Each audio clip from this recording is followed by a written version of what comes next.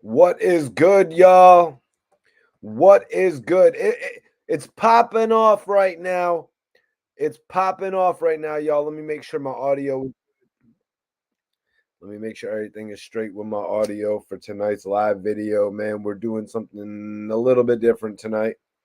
I'm going to be reacting to a Supreme McGriff Jr. post. Supreme McGriff Jr. actually challenged G-Unit member Tony Yayo, but 50 said some off the wall. 50 had some off the wall comments about BMF. In my opinion, 50's most successful show, BMF. You guys can debate it if you want. You can put it in the chat, debate it. Let me know what you think was the best. But I think BMF is 50 Cent's best current series. And he had some off the wall comments to make about BMF, about canceling BMF, about stopping his idea, his process of providing ideas. He said he was going to just let the executives do what they want, maybe run the show into the ground.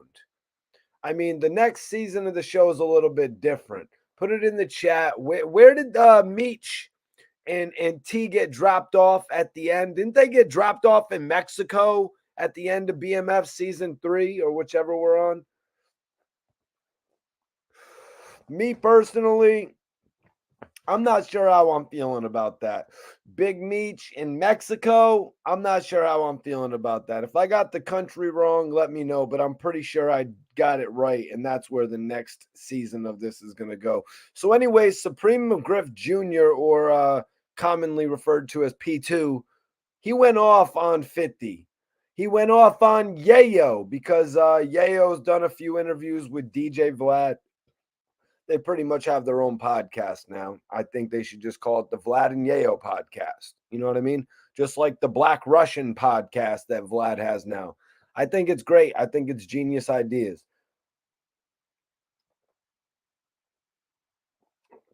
Yayo's been talking about doing. Everybody in here, hit that like button if you support the channel. If you support Mikey T, the movie star. Yayo's been talking about doing a podcast for quite some time. I think he should just realize that he and Vlad have a podcast and he should be going there and, basically interviewing with Vlad every few months, or not even few months, because if you're going to do a podcast with somebody, maybe with Vlad, it could be because they do like 40 clips. You know what I'm saying? They do like 40 clips. So anyways, P2 had posted on his Instagram, Supreme McGriff Jr. He said, "Somebody tell Yayo because him and 50 got me blocked. I'm not nobody else. I promise you that. Throw your little ass in the bushes like 50 did." So Supreme McGriff Jr. is referencing when 50 Cent put out a video of Tony Yayo where he actually, I want to say, he picked him up in his arms. Did he throw him over his back or did he actually pick him up in his arms? Either way, he walked him over to a bush and literally just dropped him in the bush. And if you've ever been thrown in a bush, you know that shit is annoying. You know what I mean? All the little branches from the bush, they be poking you in the back and all types of stuff. And then all of the different debris from the bush, all the pieces of the bush, sometimes some prickers, it'll get all up in your coat or up in your pants. You know what I mean? You'll find some of it later in your shirt. Yayo be going through it, man. But you know what I'm saying? When you got a big bro like Fifth, I'm usually the big bro in these situations. But when you got a big bro, sometimes you're going to go through it. Sometimes you're going to be at the butt of his jokes. Like we saw what happened. 50 was making fun of Yayo on a jet. He was like, Yayo was in a gunfight and he was shooting like this from behind his back, like he was running. Like 50 be clowning on Yayo. It's funny, you know what I mean? And it's even happened on the radio. I think we saw it back in the day with Ebro. 50. Everybody hit that like button. Send in a super chat if you support the channel. You know what I'm saying? I do these live videos, but also have video interviews I'd be doing and shit like that. Appreciate y'all. So 50 takes shots at Yayo, man. You know what I mean? He has a little bit of fun at his expense. That wasn't happening back in 2005 when Yayo got out of jail. Let's not get it twisted. When Yayo first got out of jail, everybody was treating Yayo like he was the next big thing. It was like French Montana in 2013 dropping Excuse My French. You know what I mean? French Montana's name was on all the banners. Yayo had that same rollout. 50 gave Yayo a dope rollout. If y'all missed it, he had him on BET. It's Yayo's fault that he went on BET calling Fat Joe a fat boy. That's Yayo's fault. That BET probably was like, yo, Yayo, you can't be calling Fat Joe fat boy when we're going to his What's Love music video or his video with Nelly, whichever the one that was. So yeah, that's a little flashback to when Tony Yayo was coming out, for you guys. If anybody missed it, I don't know if there's going to be anybody that remembers that out there, but that's what was going on back in the day. Tony Yayo was going crazy all over TV on BET, acting wild, just dissing people like crazy. He cleaned it up though after his album Thoughts of a Predicate Felon flopped, although it was never the same. After their first runs, Tony Yayo and Lloyd Banks, they never got a second appearance on BET solo. They came together. You know what I mean? They pause. They came together. No Diddy. You know what I'm saying? But it is what it is, man. They all had a shot, and I respect Fifth for that, for giving all these guys an opportunity to come out and have their run. Yayo had his in 2005. He was all over. Point being, 50 would have never tried to make him look crazy in 2005 because 50 was actually trying to make Yayo look like him in 2005. He was actually trying to make Yayo be the next 50 Cent, like kind of like Jay-Z and Bleak to a certain extent, kind of like what Jay-Z and Kanye West ended up being. And yes, exactly. Didn't really work out for Yayo like that. I mean, I always say Yayo was my favorite in G-Unit. You know what I'm saying? Someone was just trying to tell me Yayo's bars weren't all that a few minutes ago, and I was about to have to turn on Love My Style from Thoughts of a Predicate Felon, but I thought better of it. You know what I'm saying? Anyways, let's move on because Supreme McGriff Jr. responded to Tony Yayo, basically mentioned him, I want to say maybe for the second time on Vlad's channel, on Vlad's interview series with him. The first being when, a few interviews back, he mentioned Supreme. And I remember P2 actually went on Adam 22's channel and he actually responded to that. And he was saying that Yayo was dry snitching on his dad or something like that. I didn't do an official video on that, but a little bit later on, I'm going to be reading some of the comments where this is brought up. So, anyways, putting two and two together, P2 goes on, he goes on Adam 22's channel, No Jumper, and he disses Tony Yayo for talking about him and his father. And now he gets another comment, yo, P2, they're talking about your dad again on Vlad. So he goes off and he actually challenges Yayo to a fight now. He wants to do some celebrity boxing with Tony Yayo, you guys. Tony Yayo versus Supreme McGriff Jr. celebrity boxing. That could be interesting. I mean, back in the day, it was going to be Supreme versus Marquise for like 50 bands.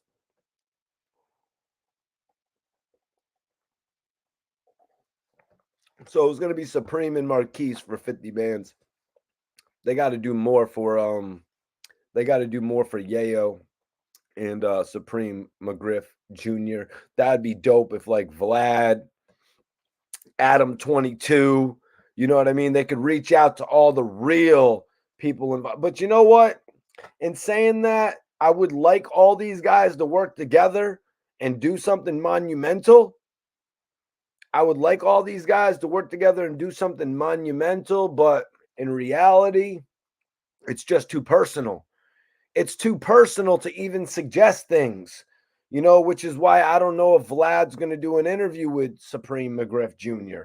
He's rocking with Tony Yayo right now. On one of their last clips, Yayo's talking about how they rock with people who rock with them. So that's kind of like the old circa like music industry. Don't go against 50 Cent. If you go against 50 Cent, something might happen to your career.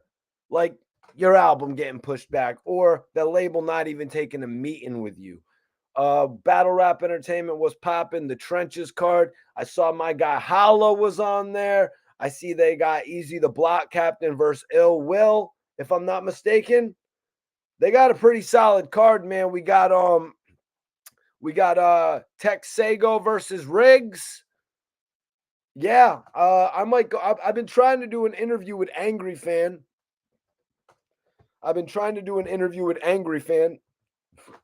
To actually talk about some of these things. Just did a new interview with Top Floor Lut.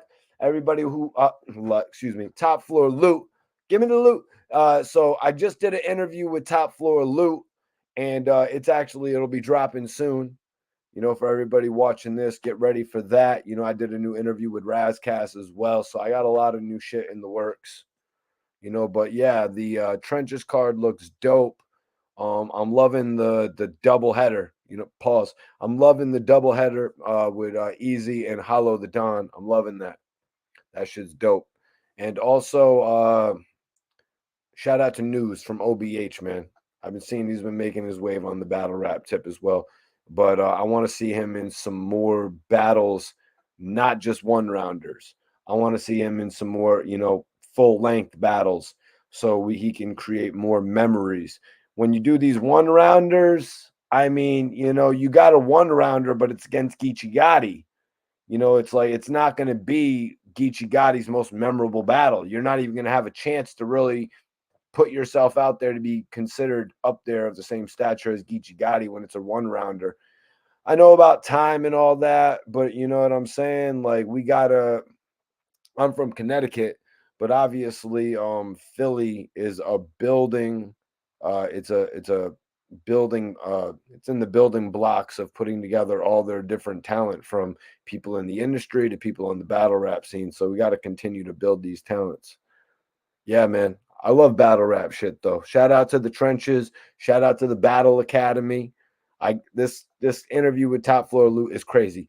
Back to the topic though. Back to the topic at hand.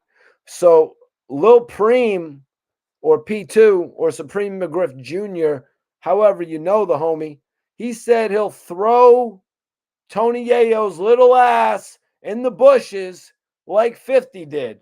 This guy never had a fight in his life. I swear to God, you're going to go down in history as 50's lapdog. What? Supreme McGriff Jr. said that Tony Yayo is going to go down in history as 50 Cent's lapdog. You got to be kidding me. If you think Tony Yayo is going to go down as 50's lapdog, hit the like button right now. That is crazy. I mean, Supreme McGriff Jr. is not the only one saying that. I'll be real with you guys. There's thousands. There is thousands of people who say that about Tony Yayo. Tony Yayo was going to call his sophomore album, that's his second album, you guys. He was going to call his sophomore album 50's Tax Write-Off.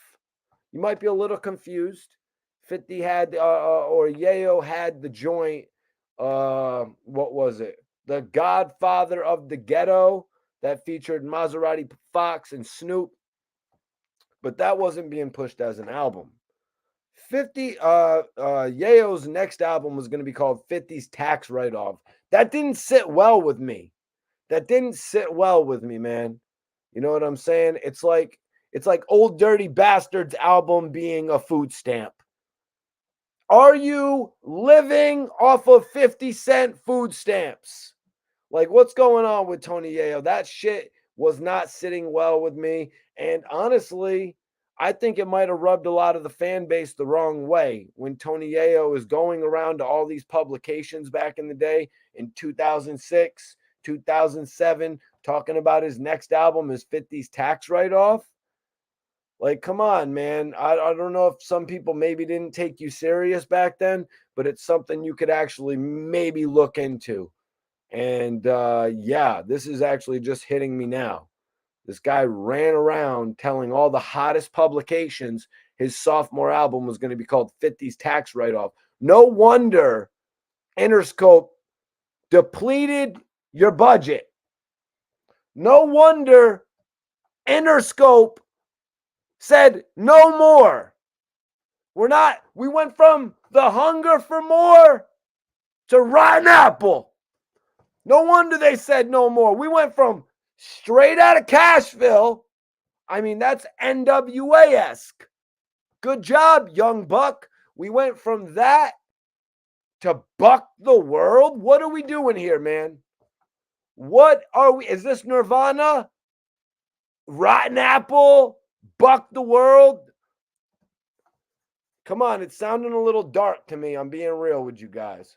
Now that I'm looking back on it in retrospect, I mean, I read reports about 50 Cent getting these G-Unit guys $750,000. That is 3/4 million dollars for their budget on their albums. And you're going to come with the sophomore album, the rotten. I'm sorry, Banks. I know it was supposed to be the big withdrawal. I think Rotten Apple was like a record label. They must have had that title in the stash or something. That's how it worked back then. If they had a title in the stash, they would use it. It's not like that this day and age. They're going to put the shit out, man. They're going to put it out unless they're going to Kanye West it, or unless somebody's going to get a bunch of features with somebody. Listen to what I'm saying here. Kanye West will record 3 albums with you like Dr. Dre and you'll never hear it. You know what I'm saying? A lot of people, sometimes they'll get the master record and they'll leave with that shit and they'll just start releasing everything. They're like, yo, bro, it was cool. We had one single. Why'd you release all 6 of our songs like we're doing an EP together? Dudes be wilding out there, man. That's why they don't be letting them leave with the hard drives. That's why they're like, yo, you got to check your phone in this plastic bag. Yeah, you know, I'm on the cones now. I'm off the tobacco 100%. So Supreme McGriff Jr. says, yeah, anytime my name comes up, I'm addressing it immediately. And he did that because he heard his name come up. Now he wants to challenge Yayo to a fight. He actually said in this video, I want to say, Yayo, you better hope nothing happens to 50 because he is your lifeline. That's a little harsh. That is a little harsh, P2. I mean, I would hope Tony Yayo has made enough by now to actually, you know, not need a lifeline, to be his own lifeline. I mean, he had an album called The Godfather of the Ghetto. When you're the godfather of shit, you're not really usually looking to somebody else for help. But I mean, I heard about Yayo asking who asked Floyd Mayweather for $5,000 and then 50 got pissed about it. Huh? Who was that? Who was that? Who did that? Who asked Floyd Mayweather for 50 hundreds?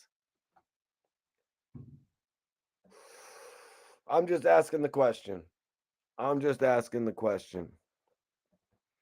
Dudes be treating 5-10 grand like it ain't nothing. You know, yo, Mayweather, let me borrow. Mayweather throws it to him. He is like Big Meech, but legitimate. What did Floyd Mayweather have at one point? He had like didn't he have a check for like over $100 million that was uncashed? This dude's sitting around with $100 million checks. Like, that's the way he's living. Much love to Floyd Mayweather. He's a grandfather now. You know what I mean? Him and NBA Youngboy is actually a part of his family. You know what I mean? I love to see what they be doing. Some of the shit be crazy, they be caught up in court on all types of shit. But Floyd Mayweather just coming in as the grandfather, man. I seen some pictures of him with his grandson, and Floyd Mayweather just seems like a dope guy. I've been at King of Diamonds with Floyd Mayweather one time. I was there with Gilly the night that Floyd Mayweather was there, actually. That shit was a movie.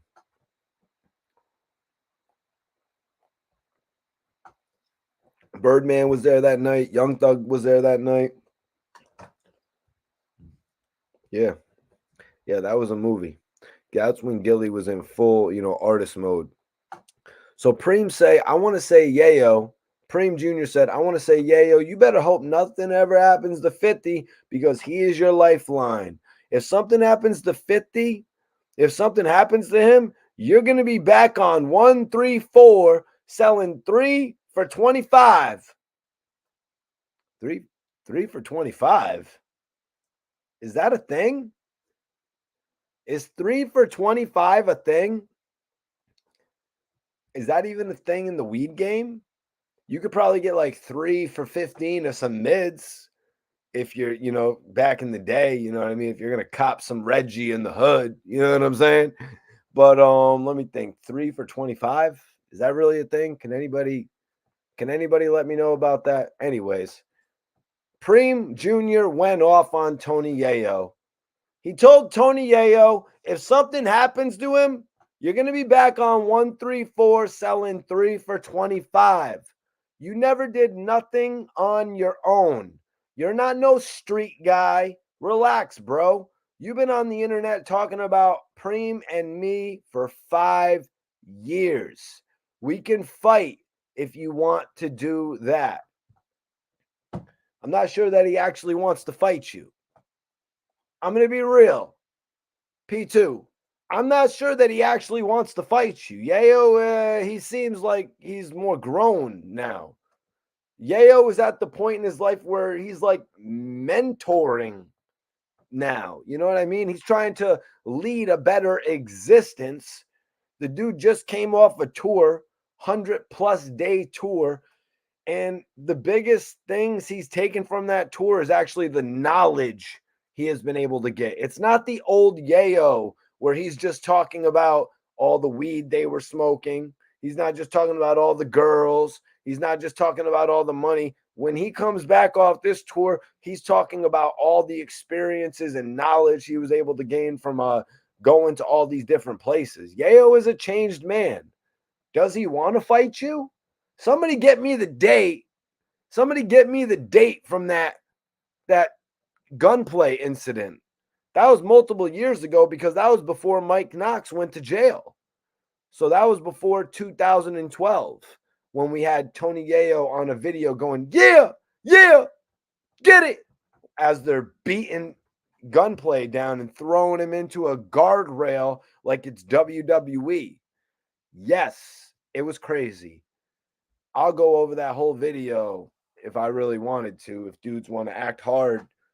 You know what I mean? If dudes want to act hard, I mean, you got some other stuff out there on you, man. I'm just saying, that video is something else. First joint you see is gunplay actually jumping on Mike Knox and tearing him back. That's the first piece of it you saw. And then the next thing you know, gunplay is on 106 in Park, or not 106 in Park, excuse me, the equivalent. He's on The Breakfast Club the very next morning. Because honestly, I don't think Mike Knox had enough of a name to even get on The Breakfast Club back then. They didn't really know him. 50 had begun to start G-Unit Philly, but nothing really happened with it. We heard about it, kind of like how Rick Ross did a few things, but nothing really came from it. So Preem Jr. said, you're not no street guy. Relax, bro. You've been on the internet talking about Preem and me for 5 years. We can fight if you want to do that. We don't got to do no street shit because nobody is going to do nothing to me. Nobody's not going to do nothing to me. I won't do no street shit. We can fight. So I don't know if he's looking to do maybe the whole celebrity boxing thing, like I said a little bit earlier, he's done that in the past where he actually tried to get Marquise, 50's son. He tried to get 50's son to actually box, but it was kind of for a low amount, 50,000. You know, I think they could have got more than that. Now, I definitely think Yayo and Supreme Jr. could get more than that. I'm just saying, I think Supreme Jr. could be onto something here. Yayo, you did 100 shows for 6 figures, you said. Hit that like button if you're just tapping in here. It's Mikey T, the movie star. You did 100 shows for 6 figures, Yayo. You might as well do this boxing match.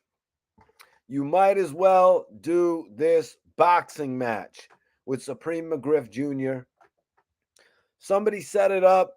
Get these guys some dough. 50. Cash out on it. Hold on. Who does athletics? Who does athletics? Some people got to reach out. Somebody's got to reach out and do this. I like the idea of it. I was just reading somebody who does a boxing company the other day. I might have to hit somebody up. But I think it would be smart for Yayo to do it.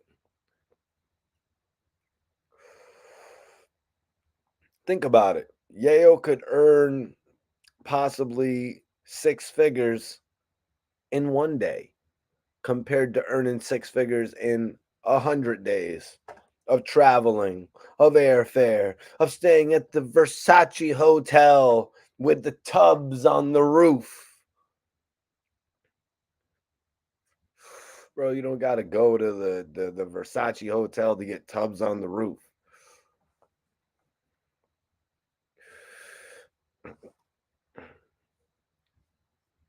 Bro, little homie, get the money. Get the money, Yayo. Accept this. Maybe Vlad will bring it up on the next interview. Hold on, let me get.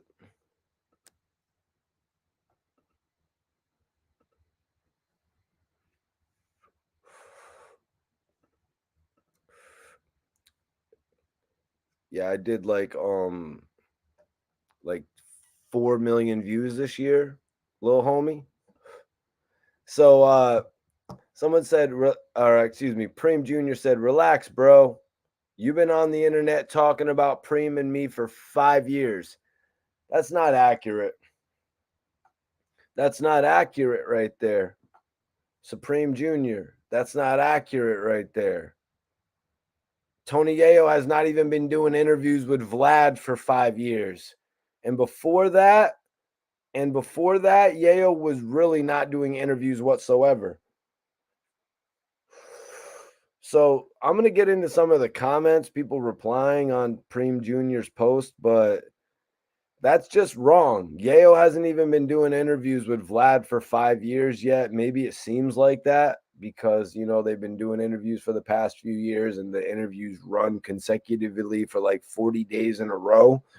But the reality of it is Tony Yayo only mentioned Supreme McGriff in a few interviews. And maybe one of the interviews he talked about the horrors in his eyes or something like that. I don't look at that as snitching. I was going to do a full format video on that, but I don't really look at that as snitching. You know what I'm saying? You're going to say you could see the horrors in his eyes. Like, I mean, come on. You know what I mean? It's not like he saw E-Money bags you know what I mean, face in your dad's eyes or something like that. He's just saying anybody could say that to somebody. I see the horrors in the guy's eyes because you've seen what he's been through. You know what I mean? It's kind of a general statement. It's not really a snitching statement. But we're gonna get into some things because Preem has been running around. Preem Jr. has been running around and doing some good. And I thought it was interesting that 50 decided to take shots at him because Preem has been running around getting endorsements from the likes of Prince, Jay Prince, He's been getting endorsements from the likes of Rick Ross. Maybe that has something to do with it as well. He's been bringing around merchandise because he's been doing Supreme Team merch, basically jackets and a new T-shirt actually with Big Meech. I thought that was interesting. What up? What up? 420 in progress. What's popping? I'm actually smoking on some runts right now. It's fire. And the last of my Ridgeline Lance dope ass strain. I think it's runts mixed with gelato. But yeah, I really like that. But the runts is always a surefire go to. Appreciate you for tapping in. Hit that like button if you haven't already. Anybody drop a question if you want. Um, as far as Wolverine goes, man, I literally just started watching the X-Men series a couple months ago. I've been getting through the whole series, like the whole 13. I haven't got to Logan yet though. Um, but I just saw like the origins, and then I just saw the Wolverine, and what's next? Is Logan after that? Interesting. But yeah, X-Men series is definitely good. I didn't give it a chance. I did not give it a chance because I was always like, yo, it can't be as good as the cartoon when I was a little kid. All the characters don't, how are they going to be wearing those tights in the movie? I like the way they do it though. Especially if you watch it from the beginning. Like you really got to watch it from X-Men First Class. Anyways, let's move on because we got a lot to cover here. So P2 basically challenged Yayo to a fight. He challenged him. Hopefully he's talking about getting in the ring because he's saying he doesn't want to do no street shit. He's saying he doesn't want to do no street shit. I respect that. P2's on some business shit. He's actually got a podcast. He's actually got a podcast out right now in addition to what he's doing with his merchandise. I got a lot of respect for him because he showed me a lot of opportunities as well. You know what I mean? Haven't been able to take him up on as many as I was the opportunities as I would like to, but I'm busy myself. You know, I'm always creating content, doing interviews, trying to make new opportunities for me and my team in what we're doing. So there were some comments I want to get into. A lot of these comments weren't favorable, but I mean, sometimes you got to read the comments, man. Sometimes you got to maybe realize that you're tripping.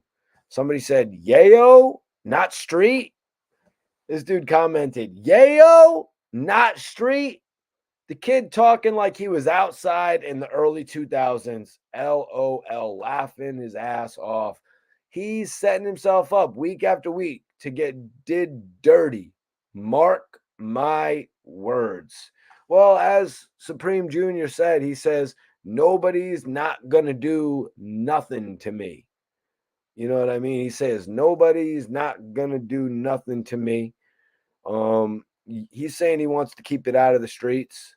He's saying he wants it to be a fight. I'm thinking celebrity boxing could get this whole thing set up. But the first part of the comment, Yayo's not street. This kid is talking like he was outside in the early 2000s. I mean, in the early 2000s, I was like 10, 11, 12 years old. 2000, I was 12 years old. So Yayo's a few years older than me. So Yayo was obviously getting a little bit more busy than I was at that time, although I was getting a little crazy in the kindergarten. I'm not going to lie. I was like 5 years old with an attitude. You know what I'm saying? I was making, never mind. I'm not even, I was playing with Legos like crazy. I was making guns out of my Legos. You know what I'm saying? I was getting it in the kindergarten, man. Fifth grade, ready to fight. Fifth grade, kindergarten, 5 years old, kindergarten, ready to fight. You know, shit was crazy for me back in the day. But Yayo, early 2000s, yeah, you got to imagine Yayo was getting it in, man. But you always hear the stories about Yayo pumping, about Yayo pumping. He's got a whole bunch of videos about selling crack. You know what I mean? I was kind of wondering. I was like, damn, do I really want to be putting it out in my video like that Tony Yayo was selling crack? And then like it's all over the YouTube headlines anyways. So it's like, wow, it's like Jesus. His business is totally out there, but he doesn't care because Yayo was literally at one point, he thought he was going to move 700,000 units in a week. Didn't end up happening. It was 215,000 units. That's why you don't talk beforehand, man. You just put out the music. But Yayo got screwed.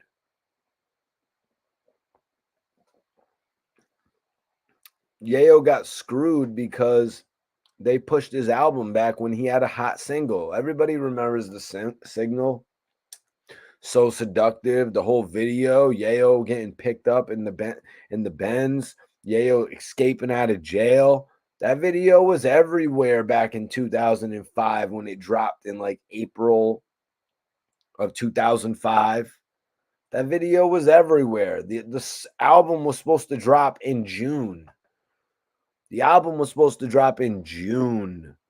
They pushed the album back to August and they dropped like 3 subpar singles. People are going to get on me, but somebody in the comments did leave some comments about Yayo having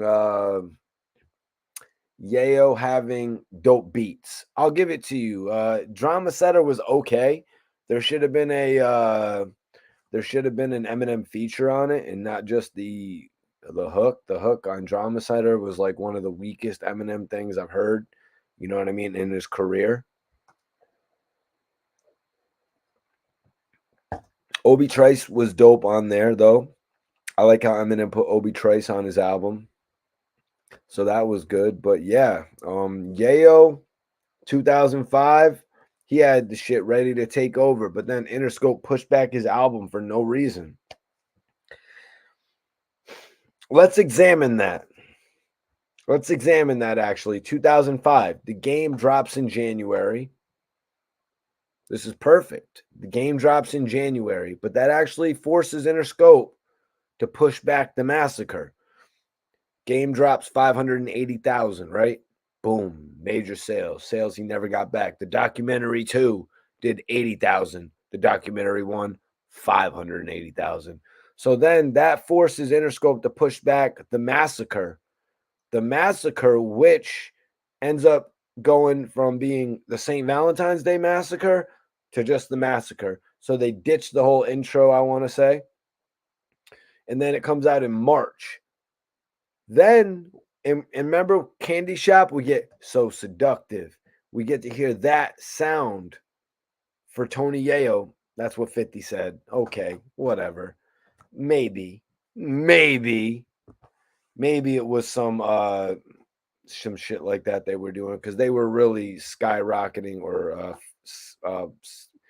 flipping single to single. Eminem did it for Obi a few times on the opening to his songs. So maybe they were doing that. If y'all remember So Seductive at the beginning of that Candy Shop record. And then at that point in time, So Seductive comes out and it was supposed to drop at the end of June. And Interscope ended up pushing it back because I think they wanted to give the massacre more time.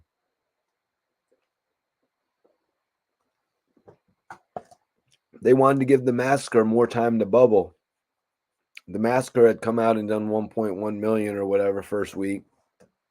And then they pushed it back to the end of August. And that totally killed. All of Tony Yayo's momentum. I'm being real with you guys. That is what destroyed Tony Yayo's career. No other blogger, Hassan Campbell, Taxstone, Joe fucking Budden, Adam 22. Maybe Vlad could tell you that. But no other blogger, maybe Elliot could tell you that. No other blogger is going to break it down for you like I just did why Tony Yayo's career got fucked up. All right? That's the way. That is the way. So moving on from there, let's get to the next comment on Preem Jr.'s page. Someone said, "You're barking up the wrong tree. You're a sweetheart and a good kid. Carry on that way. Because with all the attention seeking, when it catches up to you, It won't be a pleasant meeting. Wow, why did I read that comment? Jesus. Woo! They're going in on P2. You know what I mean? But like I always used to say, because I was on World Star at like the early days, you get a shitload of comments, you get a shitload of views. You're going to get at least 10% hate. You got to be able to deal with that. If you can't deal with that hate, then you ain't ready for this. If you can't deal with the hate, then you're not ready for this industry. There's a lot of hate out there, man, especially if you're going to go at some artists that are core favorites. You know what I mean? G-Unit is legitimately the last group that had like a traditional hip hop rollout. If you even look back to Jay-Z's Rockefeller, a lot of those guys didn't even get the same rollout as the G-Unit artists got. 50 made sure that happened because he witnessed it with Dr. Dre and Eminem and how it worked with Snoop Dogg. Like he took that same route. Maybe it's Jimmy Iovine. Maybe give it to Jimmy Iovine. Jimmy Iovine might, because him and Dr. Dre put it all together. I never got the chance to meet Jimmy Iovine though, and I think he might have left the business before I could get the opportunity to meet Jimmy Iovine. It seems like that guy really set off some things in this industry. Uh, one of the last things he did, Chief Keef, but the whole Chief Keef thing didn't really work out in reality. Chief Keef's first album sold under like 250,000 copies, I want to say, and Chief Keef ended up leaving Interscope, and he's really never been the same since. At the time, it was cool for Chief Keef to leave Interscope. He could make more money, maybe. I mean, I would think that he was able to make his independent money on the grind with or without Interscope. So I don't know. I wasn't really a fan of like the Bang 3 release from Chief Keef.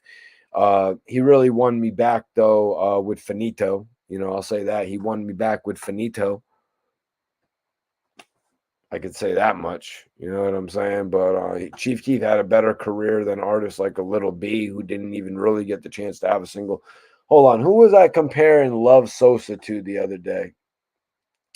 Yeah, that Love Sosa song was really one thing that kept Chief Keef around because of the fact that, he actually got a big single. I think if he would have only had I Don't Like, I think that would have wore thin pretty quickly. You know what I mean? Sort of like what's happening with Bobby Shmurda now.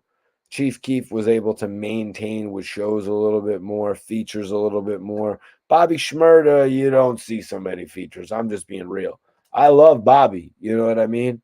I love Bobby prior to incarceration, running around King of Diamonds with Meek Mill. You know what I'm saying? Being real. And I love Bobby post incarceration, man. You know what I'm saying?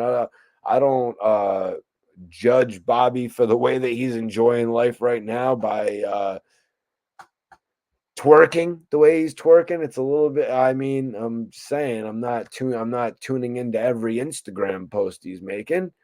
But the thing is, Bobby hasn't been releasing music like that to even be making us tune in. The last single I remember he had was Hoochie Daddy, and I was kind of off of it, man. I was like, "Are you serious? Are you joking? Are you serious or are you kidding?" Like that was just kind of weird for me. I was like, "For real? You got a single called Hoochie Daddy right now, man?" Like that's funny and all, but you got to have other music to back that up. And really, the only other songs he had was his freestyle that he dropped when he first got out, and then the single with Rowdy Rebel and Quavo. And Rowdy Rebel did the whole thing where he was saying he was waiting on Bobby Shmurda. I don't know what's going on with them guys, y'all. To be real, man, I don't know why artists are seemingly having such a hard time adapting from getting released from prison to dropping albums.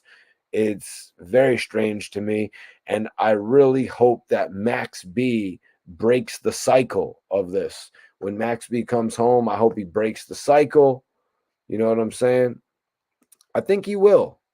I think Max B will break the cycle of this and be the first successful rapper out of jail in quite some time. But let's get back to the topic at hand. I got another comment here. This one's actually a long comment. This one's interesting. This is one of the reasons I wanted to read the comments. He said, "Nah, son, you're misinformed. You're misinformed." So we're going to dig into this one. We're going to dig into this one right here because I think this might be true. I'm going to be real with you guys. I think this one might be true.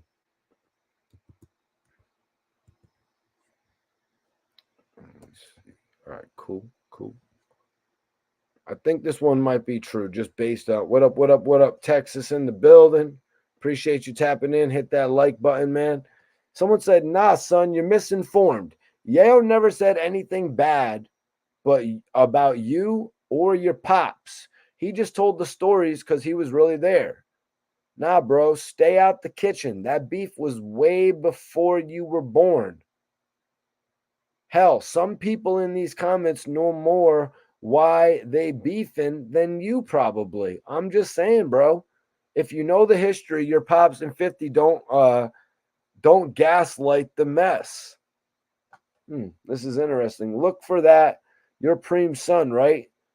Go at 50's son then. Stay out of the way, kid. You kind of don't need to be in the mix. Well, one, he already went after preem's son or 50's son. Not really. He didn't really go after 50's son. Oh, shit.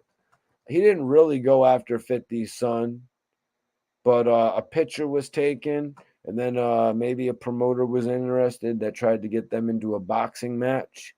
That's the extent of what happened with 50's son. 50's son actually made a post about Preem Jr. as well, calling him a clout chaser. Supreme Son said, "Nah, I didn't know that as 50's son either. My man in the club said, hey, go up and take a picture with 50's son."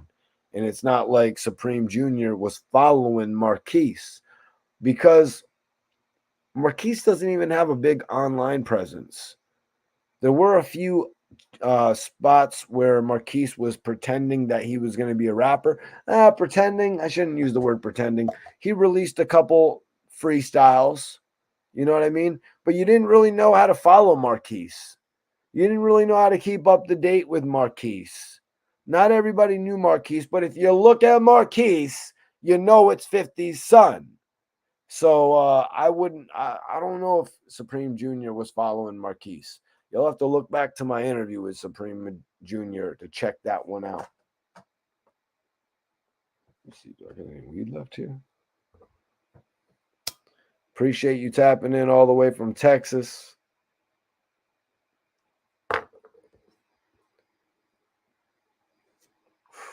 Oh, shit.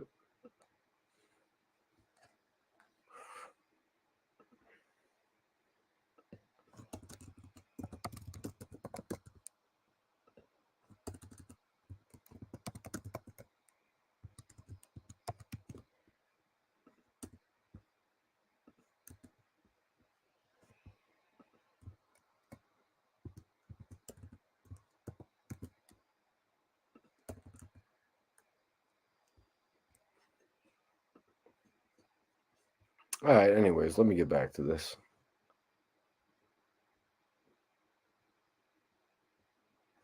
And then so as far as him being misinformed, I think that's the case because when Tony Yayo was on the interview, he was not really going out there saying the most crazy shit. Tony Yayo, if you really watch the interviews that he does, he's really the type of person who doesn't want to talk about the beef. You know, he says Ja Rule sucks. He says Ja Rule is trash. You know, he says all that, but he doesn't really want to talk about the beef. I wish there was more talk about the beef, to be 100% honest with you, with Tony Yayo and Vlad. I wish there was more of it than there, you know what I mean? But Yayo just doesn't have all that much to say because, like I said a little bit earlier, he's not the same person that he used to be. He's not that same loud mouth that he used to be. It's just, you know what I mean? It just is what it is. He's changed. He's adapted. You know what I mean? He knows that he doesn't want to get put in a predicament to lose the great opportunity that he's got. And who would? Only a dumbass would do something like that, put in their position up for grabs. Look what happened with Bangum Smurf. Bangum Smurf ended up losing his whole situation over going and starting a fight while he was on tour hanging out with Young Buck. You got the chance to hang out with Young Buck, pause. You got the chance, you're chilling with Young Buck, a core G-Unit member. Somebody Maserati Fox said was in the quote unquote matrix. And you're going to put all that on the line to go out there and get into a scuffle with Jaffe and Marcus? First of all, how about you let Jaffe and Marcus handle their own issues? You're rolling up with Young Buck. How about you talk to Young Buck about the Domination and Young Buck mixtape? How about you conduct some business for that company you created called Hollow Point Entertainment that you own 17% of? Like, come on. Like, let's be real, man. Bangum Smurf was at the pinnacle. He's at the pinnacle and he ruined it for himself. Tony Yayo is smart. He doesn't want to do that. He made one mistake. Yayo made one mistake. He went on the internet and said that he felt like he was being treated like spoiled milk. Woo! This man compared G-Unit to milk. He compared G-Unit to milk and then said that he was like spoiled milk. Wow, Yayo, you really, really, really, really, really think highly of yourself to be considering yourself that is all I'm going to say, man. What are you, like a fucking goblet of the fountain of youth or something, Yayo? Guys like, oh, G-Unit. I'm sorry, homie, but G-Unit ain't no Wu-Tang. G-Unit ain't the Locks. G-Unit ain't, some of the real rep. G-Unit ain't DMX and the Rough Riders. I'm sorry, but y'all did Stunt 101, popping them things, and then you did Want to Get to Know Ya. Yeah, then you did Want to Get to Know Ya. And you think I'm going to compare you to DMX and the Rough Riders pulling up on quads? Crazy? You did I Want to Get to Know Ya on the first album, man. 50 milked that shit, and by Terminate on Sight, it was over. I Want to Get to Know Ya? Come on, don't make me go over. I don't even think that beats the Rough Riders compilations. Like, don't make me compare, man. Don't make me compare, because I'll bring up real facts. Somebody give me a lyric from I Want to Get to Know Ya. Frustrated with a baller, wondering why I don't call ya. Okay, it's because I'm busy and she needs someone to spoil her. Is that the song? That's what Lloyd Banks is already rapping about on an album called Beg for Mercy. I beg you to put out a song rapping about some gangster shit, because popping them things, they really had to do the video sitting there in the chair with both dudes standing over 50. Like they didn't. I'm just saying. If you weren't there for it though, I witnessed it. It was a dope rollout. I ain't gonna lie. A lot of the other groups didn't get that rollout with 3 actual singles. You know what I mean? 3 actual singles. They didn't get that rollout. G-Unit didn't even get that rollout for their second album. All they really got was that mixtape song that kind of popped off. Rider Part 2.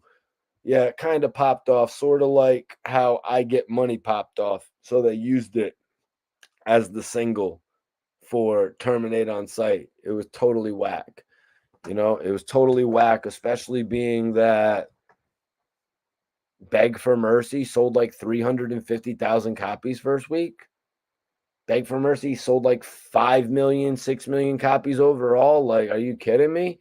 and you're not even going to give it the dignity of having a decent follow-up, terminate on site, 50 Cent kicks Young Buck out of the group. Like, come on, man. That shit was whack, man. It was weak, man. Putting Young Buck as a featured artist 5 times. Whatever, man. Cut that shit out. You ruined the group. Terminate on site was really, it really should have been 50, Game, Banks, Buck, and Yayo. All 5 of them on the second Beg for Mercy album. Beg for Mercy came out in 2003. By 2005, the Game and Yayo both had their albums out. That's when they were supposed to do another joint. Right after the G-Unit, I guess, right after the, maybe it wouldn't, because the Get Rich or Die Trying soundtrack, it would have been after that. It came way too late anyways. It dropped in 2008. Made no sense. Interscope dropped the ball on that. And in regard to that, I really believe that 50 Cent should have taken his record label, G-Unit, over to another imprint. I think things got way too clogged up on Interscope Records for G-Unit to even have releases. You know, as I had mentioned earlier, with Tony Yayo's project getting pushed back from late June all the way to late August, when his single was circulating heavy in May. I don't know if it ever hit number 1 on BET 106 in Park. Like I said, Yayo started going on 106 in Park and started dissing Fat Joe, and those videos you can't find anymore either.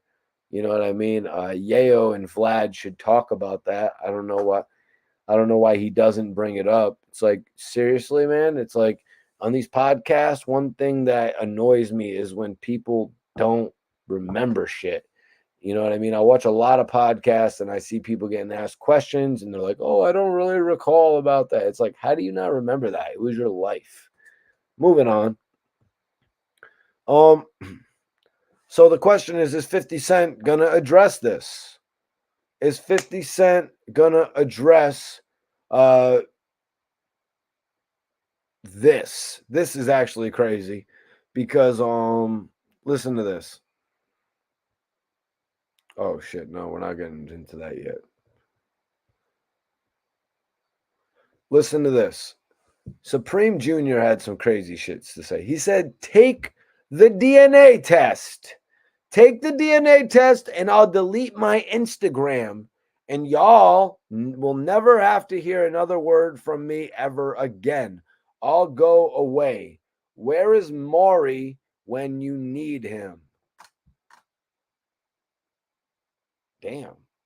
P2 must be my same age because Maury was that guy who he was on TV and they was always like, the baby is not yours.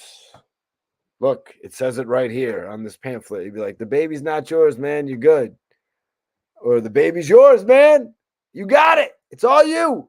Either which way it was, man. So that was what Maury would do. But why the hell would 50 Cent? Why the hell would 50 Cent be on Maury? That's embarrassing. That's like, that would be like, that's where like, I don't want to say 25 cent, you know, sorry, bro. You be roasting me 2-5 anyways.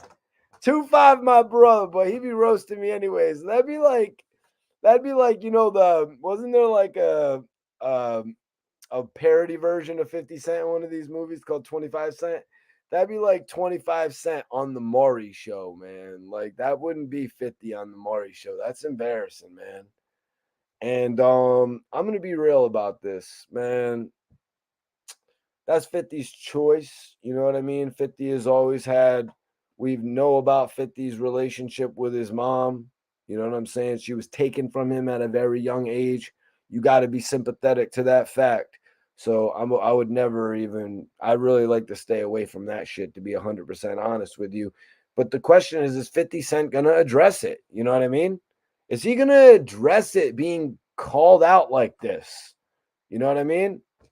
I think he is, because that's Preem's son, and he's gonna feel a type of way. he's gonna feel a type of way about this, man. He's gonna feel a type of way about this. This dude's like keeps on asking him for a DNA test. Shit's kind of crazy. I don't know if he'll do a post about it on his Instagram. Maybe he won't. Maybe he'll say that's giving P2 a little bit too much clout. But I mean, we saw, and we're going to get into it in a minute. We saw what he said about the picture with Southwest T and Preem Jr. Like, we saw what he said about that. He went off about that, and we're going to get into it because it's pretty wild what he's saying he's going to do.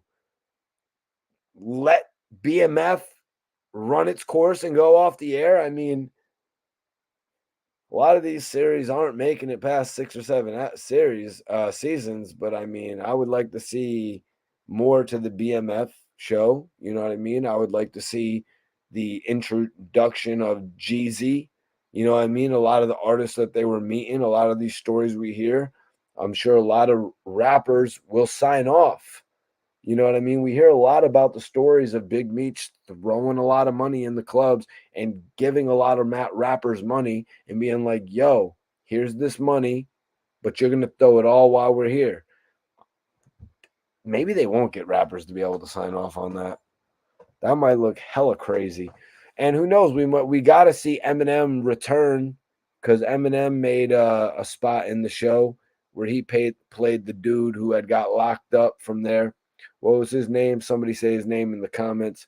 I saw White Boy Rick. Yeah, I seen the movie they made about White Boy Rick. That was decent. That was pretty decent.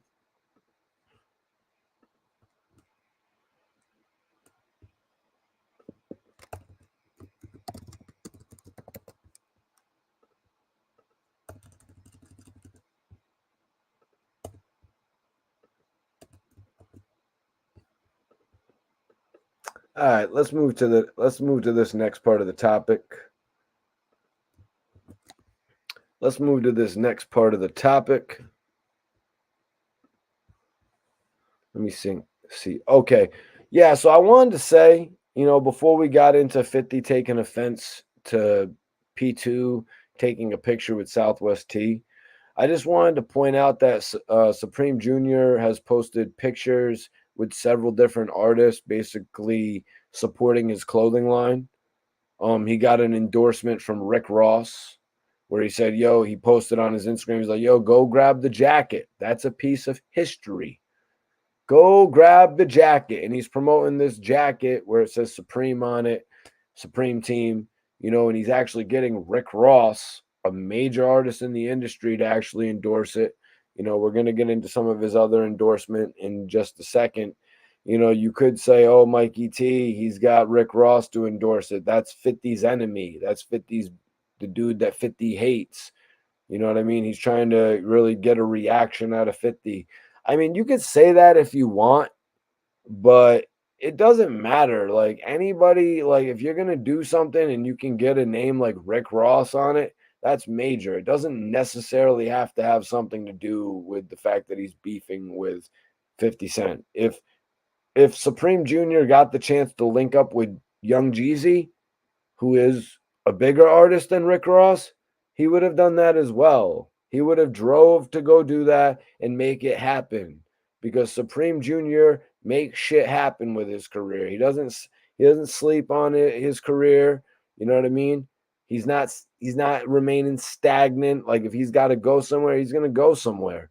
You know what I mean? But let me get into the rest of this post because I mean he might be a bit of a dreamer as well. Oh shit, I gotta wear that. So he said, Big Bro said, we just getting warmed up. Don't get scared now.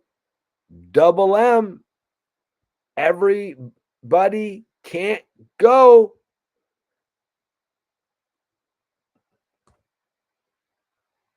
Yeah, yo, come on, bro. Don't get caught up with that Rick Ross hype, bro. Don't get caught up with that Rick Ross hype, bro. I'm just being real. I used to kick it with some of them MMG guys back at the height of MMG. I used to kick it with some of them MMG guys, bro. And you ever heard the 50 Cent song, Slow Dough? Well, I'd make the remix. I'd make a bit of a remix to that. But you ever listen to that 50 Cent song, Slow Dough? Yeah, go take a listen to that if you want to know what I got to say about that, bro. I'm just being real, man. You know how many people that Rick Ross has put under the wing and the shit don't materialize? Just because you're under Rick Ross's wing doesn't mean it's going to work out for you. You know what I mean? I remember I first got a video with Rick Ross. I had everybody, like even the people from my high school class, more like the middle school, because I really wasn't in high school like that. More like the middle school class. Everybody was hitting me up, Mikey T, Mikey T, Mikey T. That's why I say you can't really just put it based on that. When you link up, when you get the chance to link up with an A-list celebrity, somebody that's dropped albums on the top 5 of Billboard, somebody that's been signed to one of the most reputable labels that all the kids know, that's going to get you, they call it clout. You know what I mean? Back in the day, recognition or a start, you know? So Supreme Jr. is going to take any opportunity he could get right now. But now he's laying it on a little thick, no Diddy. You know what I'm saying? Now he's laying it on a little thick. You know what I'm talking about? Everybody can't go. Double M? Double M? Bro, Double M doesn't really exist no more, does it? Does Maybach Music even let's break that down. Does Maybach Music even exist anymore? Maybach Music could have had no bumps in the road. At one point in time, Maybach Music was at an all-time high. Rick Ross got the deal with Warner Brother. They weren't really impressed. So it was moved to Atlantic. Atlantic was cool with the numbers. Meek Mill came out, did $160. Wale was actually a success. Them Chick records really took off for Wale, and nothing really happened for Pill. Pill was just really a favor that was done for Atlantic Records, I want to say. They got thrown in the mix. A lot of people always know that it was originally going to be French Montana in that spot, I want to say. But also, even before them, it was going to be Wiz and it was going to be Currency, but they turned down the deal. So, anyways, we move on. Meek Mill, Wale, they actually take off. They actually move some units, and Maybach Music becomes a thing. Meek Mill's his second album, he actually moves 250,000 copies. So then Meek Mill goes to jail before he gets the opportunity to do his third album. I want to say that's the way it happened, right?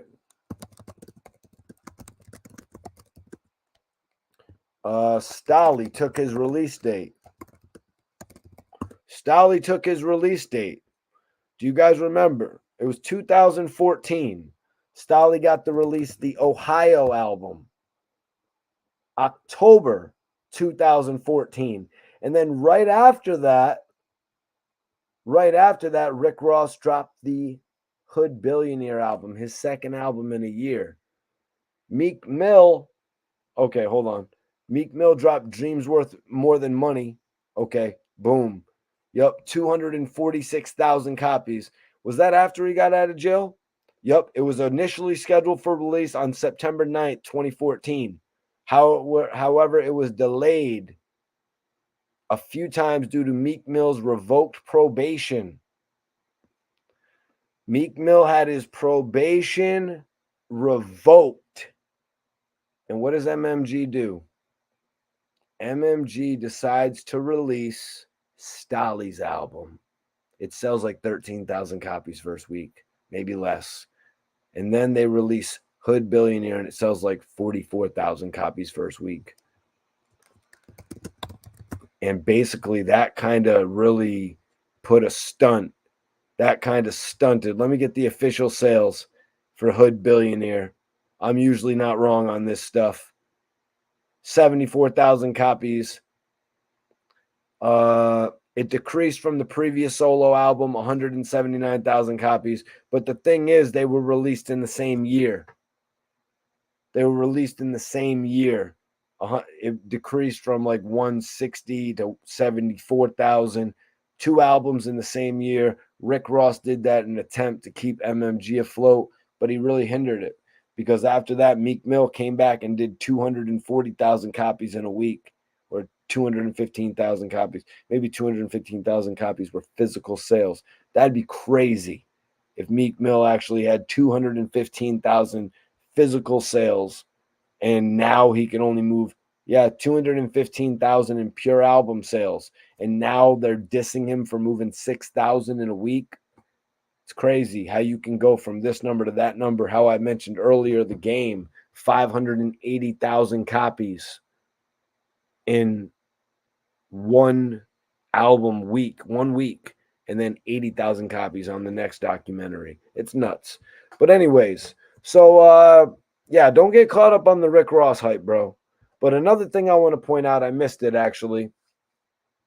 Preem Jr. said art really imitates life, right or wrong. The character Ghost from Power is based about my dad. Then also in Power, Tariq, Ghost in the movie, you Get Rich or Die Trying, 50, Majestic. Raising Canaan is filmed in Baisley, where my father is from. 50 brought the garden in the projects where my dad is from. If you ask me, all of these things aren't a coincidence. Either it's obsession or something else is going on here. Will 50 address this? Will 50 address it? It's interesting. It's interesting, you got to say. Yeah, he Majestic. I don't know. I wasn't really feeling the Majestic villain in Get Rich or Die Trying, to be 100% real with you. I wasn't feeling that villain. I wasn't feeling that movie whatsoever. I love BMF. I haven't really watched the Power series though. Don't hate, you guys. Don't hate on that. I'm just being real. I haven't watched the Power series, but I absolutely love BMF. So the next part of what we're about to get into really is, it's about to upset me. It's about to upset me. So look at this though. Look at this. His next one. He also posted with Jay Prince. He said, Jay Prince in that famous Supreme Team varsity. Ain't nothing like it. So, excuse me, it was a varsity jacket. All right. So he's out there pushing them varsity Supreme Team jackets. That's cool. He also said, when I said I was on a mission, this was the type of things I was referring to. The respect and love is universal. The realest OG. Thanks again for the love. So he's got Jay Prince as well repping the brand. You know what I'm saying? So you can't really look at it like he's just going out there to nudge or jerk 50 Cent paws. You know, he's not looking just to do that. The kid's looking to build his own brand. You know what I mean? He's traveling around. He's spending his money. He's spending his money on the materials and the designs and all this type of stuff. Don't take that away from him. But also, it's his mind as well. It's his mentality. He knows the best way to get clicks. You know what I mean? And then he posted Southwest Tea. He said, free Meech, free Preem shirts right now. It's all love, baby. Family Queens, the Detroit, BMF, and Supreme Team. Wow. I don't know about that one. Big Meech on your shirt? Big Meech on your shirt? Is that even allowed right now? That might be a red flag, homie. I don't know about that one. When Fifth catches wind, if Fifth catches wind of that, what up, La Cream? Pause. Ghost is based off somebody else. Some Tommy's based off a crazy Puerto Rican dude from New York. I'm good, bro. Appreciate you for tapping in. Hit that like button if you haven't already. Yeah, man, like I said, I don't have the basis to judge off of that. I've heard that a lot, but I've also heard that about Get Rich or Die Trying. You know what I mean? And I just don't really see it. You know what I mean? Like, if you're trying to tell me that it was Supreme in that room surrounded by all the dudes, and he was like, this is how we're going to do it from now on, guys. And then he's like, in another scene, he's like torturing the dude. He's like, ah.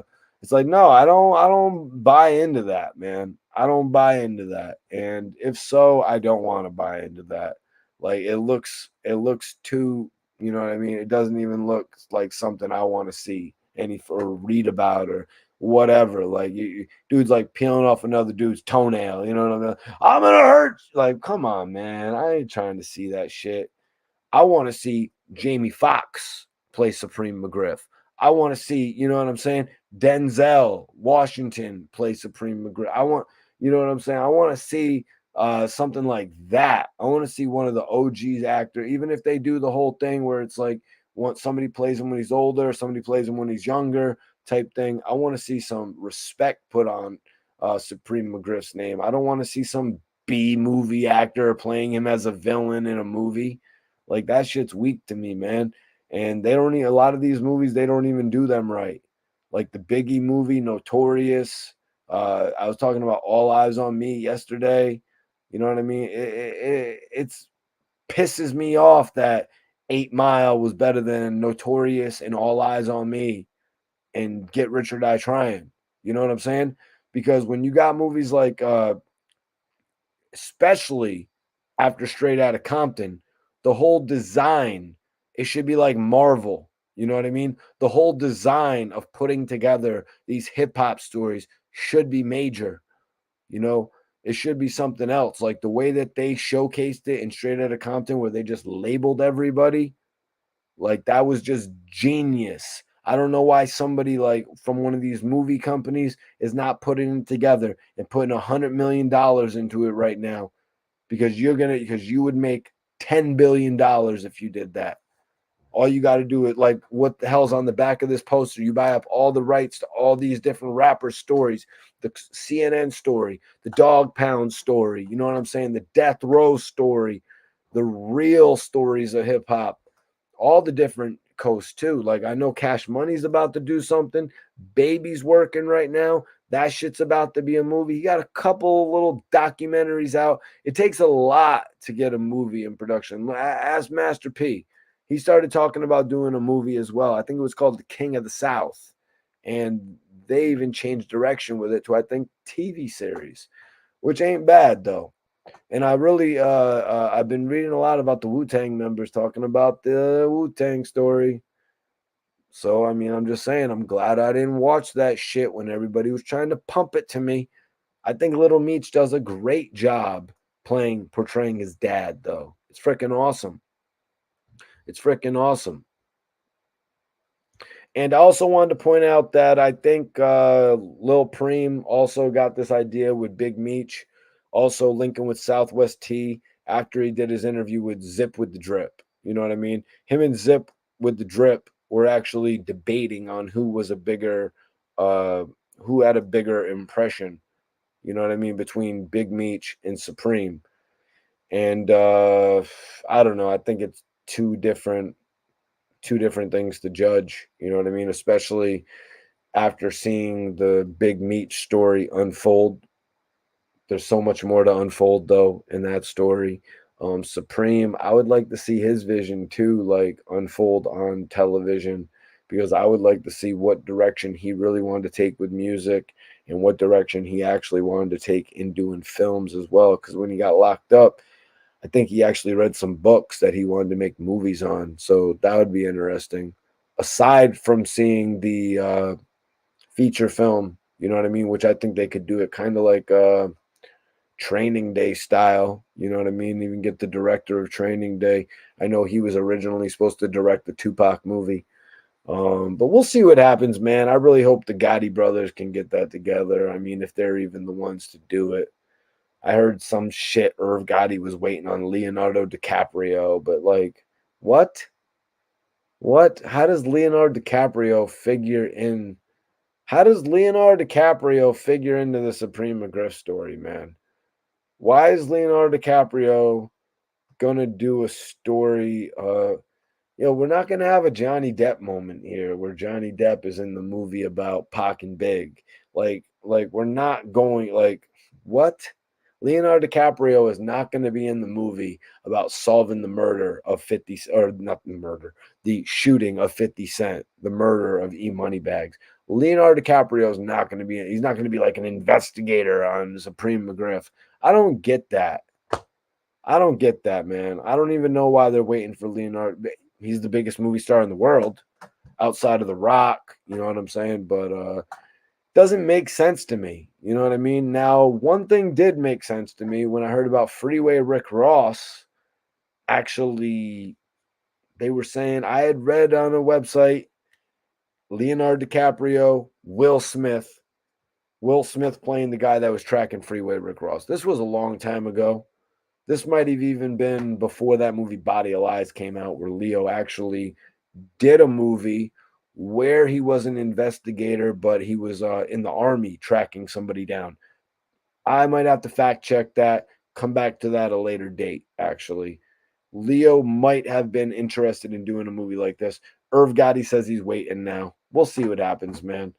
We'll see what happens. Who would direct it? I suggested the director of Training Day. I could actually, if I looked up a few things, I could actually get a better suggestion for a director. You know what I mean? Because the way that Leonardo DiCaprio chooses movies is based on the director sometimes, it seems. I'm not going to say Martin Scorsese is going to direct the Preem movie. I mean, it would be a really, really different type of Supreme movie if he did. But anyways, let's move on. There's something else here. 50 really pissed me off by saying this. 50 commented after the picture of Preem Jr. and Southwest T, who I guess, hold on, let me figure this out, is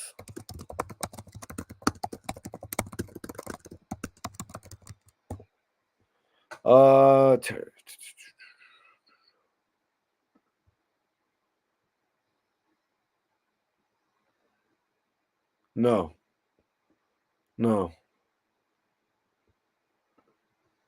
Da Vinci is great. I'll say this. Da Vinci is great as Southwest T. I love him playing Southwest T. Lil Meech is great as Big Meech. Great show. It's crazy though that Southwest T took a picture and video with Supreme Jr. I'll be real about that. Like, how do you not know the history? Hold on. 1 second. 1 second.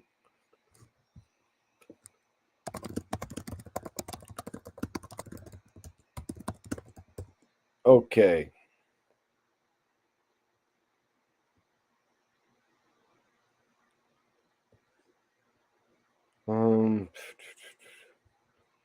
Let's see here. I'm going to find out some very. Oh. Yeah. 2005, Big Meech got arrested for several crimes.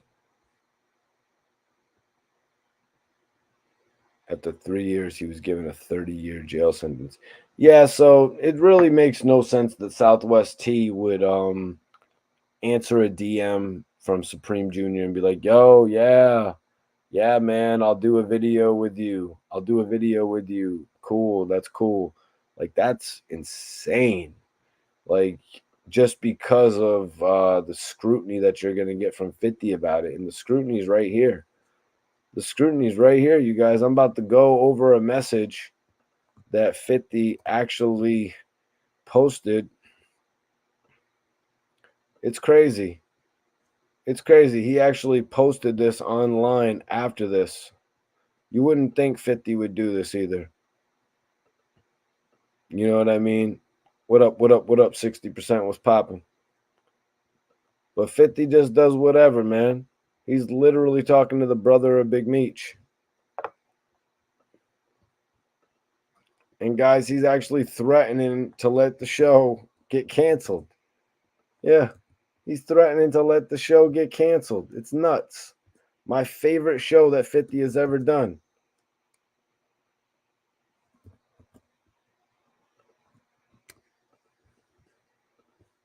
All right, let's get into it. 50 said, hey, I know T feel like he is not making the money that little Meech. I know Big T feels like he's not making the money that little Meech is making, but I thought they would all be happy for him. It's not like I didn't help your family make millions. Okay, right there. So he said your family, keyword, your family make millions. Hmm. I mean, looking at Little Meech's page, Little Meech has gone from having like 300 people tuning into one of his live videos to like 5,000 people tuning into one of his live videos.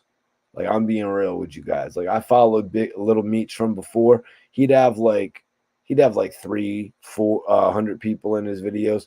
Now he has like 5,000 people watching him all the time. Meech has got caught up with a few things though. I gotta charge my. Meech has got caught up with a few things. That stuff with the watch, some stuff with some guns. I think he's still a wild dude, man. I seen this video of him at Popeyes. He was getting all upset with the people, like, "Yo, let me get my Popeyes." He just acts exactly like Big Meech from the show. He's like, "Can I get my Popeyes?" I'm like, "Damn." He's like, "I got the shrimp. I got the shrimp too." Yeah, we know you got the shrimp too, Big Meech. Guy orders like 3 of everything. This guy orders food for his friend, his friend's friends, his friend's girl. Like, it's crazy. Little Meech is living the life of Big Meech outside of the TV show. He's like DMX running around acting like an FBI agent. He's running around acting like Big Meech. It's crazy. But I also I'm really loving it. You know what I mean? This dude does anything. He's like, "Yo, I might not pay you back for that watch." Nah, he's gonna pay you back. Lil Meech gets money now. You know what I mean? He ain't the same Little Meech no more that was doing his rap joints. As long as Lil Meech can land another show, he's gonna be straight. You know what I mean? Because I think BMF could go for many more seasons. I'm thinking 10 more seasons, especially with the fact that they do like what? I think this is the first year they did a 10 episode season. Let me know if I'm wrong about that in the chat. But this really pissed me off. So 50 says, "It's not like I didn't help your family make millions." Cool. When stars start suggesting the wrong moves, I'm simply going to sit and watch. Don't worry. You will be off the air in no time. What? Are you kidding me? BMF off the air? But what do you mean about 50 says, "I'm simply going to sit and watch"? It says, "Cool. When stars start suggesting the wrong moves, I'm simply going to sit and watch." You know, Fifth, this ain't the right attitude to take with that, man. That's not the right attitude to take with that. I really think the direction of the show is great, especially the way that they ended the series this year. You know what I mean? 60%, you're going to want to get on the show, bro. BMF is one of the best shows out. I think there are either 3 or 4 seasons in. Actually, I think it's 3. I might be mistaken it with that Chucky series that's 4 seasons in, or it might be vice versa. But I love the BMF show, and you know, a lot of the direction that they take with the characters, like Detective Bryant, with his partner, with his son, with the villain in this season, Henry. You know what I mean? Appreciate you, G's. Um, all the directions that they take, they're very creative. You know what I mean? Even the stuff with B. Mickey and his girlfriend in the first season, you know, all the way to the end of that season. All that stuff is really creative. And I would hate to think that over a picture, 50 Cent would stop giving creative input. You know what I mean? I'm sure 50, unless 50 sold the show and doesn't make money off of it, like, why would you get uninvested in the show? You know, I think it's pretty much the best show 50 has created. You know what I mean? But I've only seen little pieces of his other shows, like his comedy show or his prison law show or Power and the is there any other shows that he did? I mean, I've seen a lot of his movies, but you know what I mean? His best work was in For Life. Yeah, I only saw a little piece of For Life. That was actually on television, a little bit different than his other shows. Was it one season or was it 2 seasons as well? I know it didn't make it much further than that. But it was interesting to see that 50 could do different things. I knew that This Is 50 Central wasn't going to work just because you're only going to be able to do so much. But I think the bigger thing was that he actually just had something on BET. You know, the fact that he started talking to all these channels and stuff because he had such a bad movie career, man. Let's be real. But 50 says, I'm simply going to sit and watch. Don't worry, you will be off the air in no time. I highly doubt it. I highly doubt it, man. And I think 50's probably off this at this point. I think 50's hopefully off of this at this point. The direction of the new BMF series, we'll see what happens with it, though. I'm intrigued to see. I'm not really all that enthused. I believe they're going to be in Mexico or something. I'm not all that enthused by that because it took me a little bit to warm up to Meech going to Atlanta so quick as well. It's like, really? Can't we get a little bit more of him in Detroit? Can't we play out 10 more episodes in Detroit? But no, we're in Atlanta. Then you get invested in Atlanta. You know what I mean? They did a couple weak cameos. They did a couple the Eminem and the Little Baby cameos were about the same amount of time. 2 Chainz got his chance to act. He acted different. I mean, I wasn't too impressed with it, but I gotta say he did his best to stand out. And then the stuff at the end with the guys speaking Spanish and he didn't know what they were saying, that was genius. And that's another example of why I hope 50's just not really being serious when he says he's going to keep his mouth shut at the meetings and just watch and let them make the bad moves. Nah, man. They're not going to be able to make the same moves that you make, Fifth, that make us all intrigued and interested in the show. So I hope he was just playing when he said that shit. But I hope y'all enjoyed the show tonight. I really hope y'all enjoyed the show tonight, man. I'm about to get up out of here. I'm going to be doing more live shows like this. I'm going to be doing more short form content as well, man. I'm just going to be flooding the channel with all types of stuff, man, to keep y'all entertained. Make sure you hit that like button. And if you want to follow back, follow me on the gram right now. It's Mikey T _ the movie star. I'm out of here.